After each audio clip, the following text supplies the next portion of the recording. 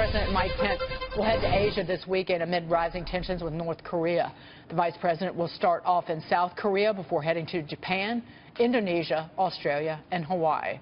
The trip is a chance for Vice President Pence to develop better relationships with other government officials. Joining us is the former foreign policy advisor for the Trump campaign, Walid Phares. Walid, great to see you. What do you make of this trip? How do you think will go? Well, the trip is a manifestation of the Trump administration engagement with our allies and partners, the traditional ones. I mean, of course, we'll begin with South Korea, which is facing off with now the threats coming from the north, from North Korea, but also Japan and all the countries you have mentioned.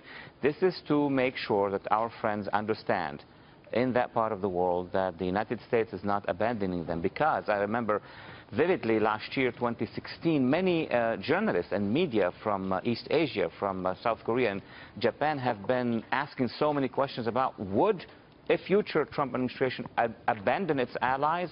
Well, the answer is no. That's what the Vice President is trying to do. Walid, how do you, based on the actions that the administration and President Trump have taken just in the last week with Syria and the stance on North Korea, how do you relate that back to his inaugural address, which many people, and what he said on the campaign trail as well, that it's essentially the opposite of what he said early on, that it was going to be America first, we weren't going to be the world's top cop, that it was kind of a almost neo-isolationist stance. This is very different. This is the traditional U.S. role. We're accepting world leadership, and we are not going to behave the way the Obama administration did. Absolutely. Your last statement is the most important. The Trump administration is basically acting and stating in a way that shows that it will go in a very different direction than the past 8 years. Now, during the campaign, I remember for the whole year, there were criticism coming because of some of the statements made, such as, which were not understood, America first. And America continues to be first for the Trump administration, I guess for Congress and for most Americans. But what is happening right now is a reversal of a policy, which means we want to contain those threats because it's in our national security interest. For example, North Korea is not just a threat to South Korea and Japan. It's also a threat to us, to the international community.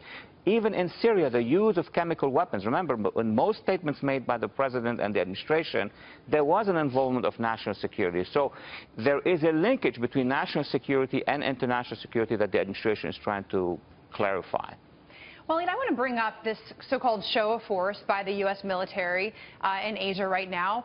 The USS Carl Vinson Strike Group there. We know submarines in the area. We also saw military aircraft in South Korea. What are your thoughts on using the actual term show of force? Do we really need to even call it that, or is the message kind of already clear, just like it was with the strike in Syria, just like it was with the Moab?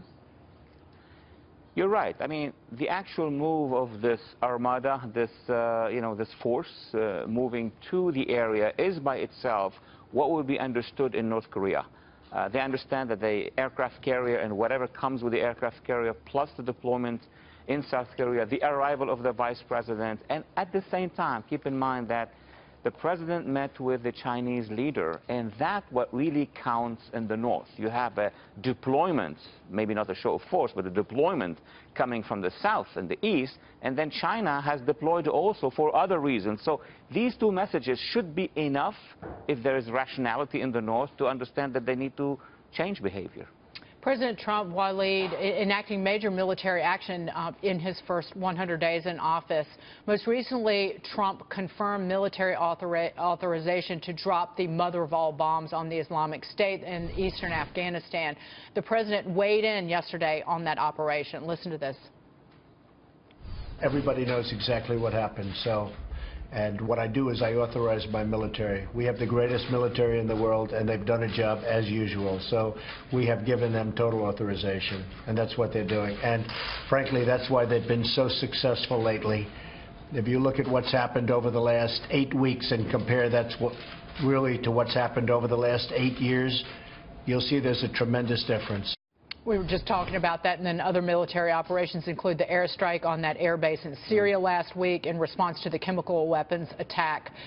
What do you expect in terms of the next 4 years versus the last 8, Walid? And to use an often used phrase, is this, given General Mattis and H.R. McMaster and then Rex Tillerson as Secretary of State, is this personnel being policy, if you will?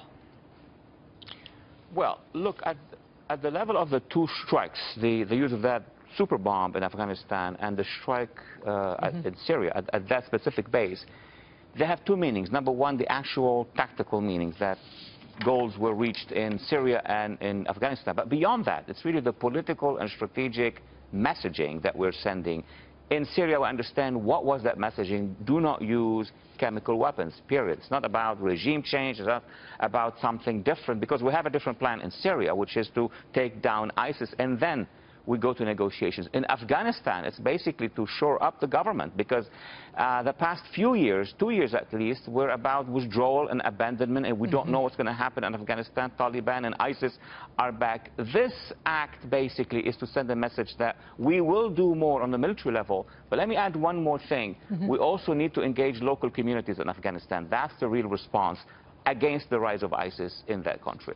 Walid, it was great to see you as always. Thank you so much for being here. A lot to cover, and we appreciate your time. Walid Phares.